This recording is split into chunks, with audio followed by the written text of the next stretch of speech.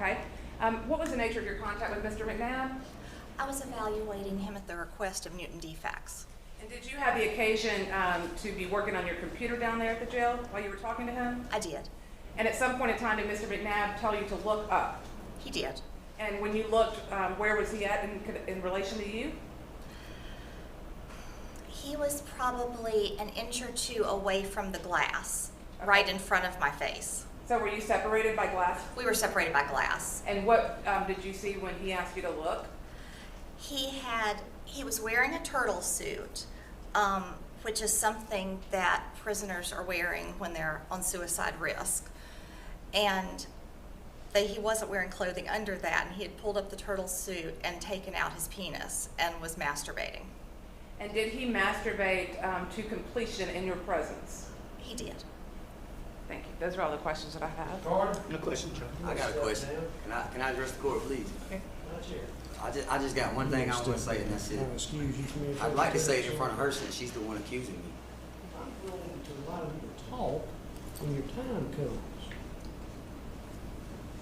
And your time, you can say anything you want to.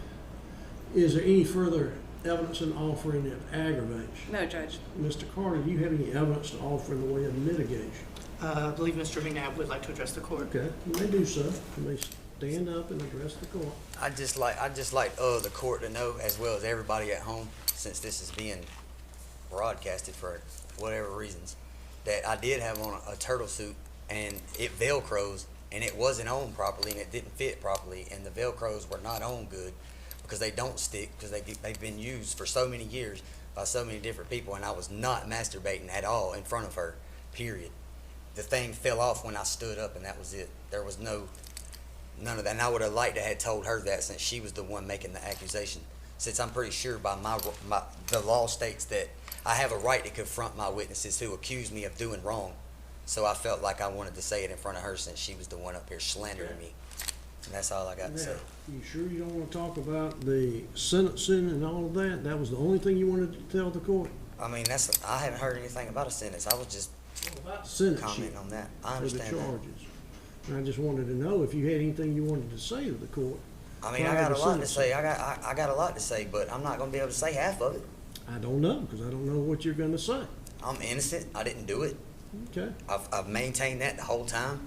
I feel like there was things that were allowed to be said that should have never been allowed to be said. It didn't have nothing whatsoever to do with the case and what was being said. Just because somebody has domestic abuse issues with their spouse doesn't mean that they would put their hands on their kids, which has also been pretty much proved that I've never touched my kids in any harmful manner whatsoever. I've never harmed my kids.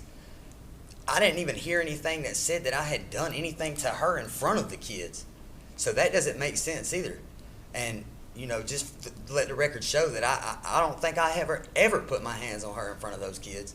And I just don't feel like just because somebody has domestic issues with the female in their life that they love, that they were just able to just say, oh, he don't love you and all that stuff just in front of everybody or whatever, which doesn't matter. But I just don't understand how you find somebody guilty of doing something to a 15-day-old baby because there was no evidence whatsoever that proved anything about me putting my hands on my kids. I've never done it. I never would.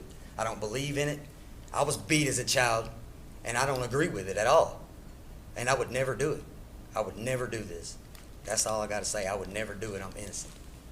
Well, I can make a lot of comments on what you said. I can make a lot of comments on the trial, but I know that was just be arguing with you or talking with you. I'll ask you one simple question.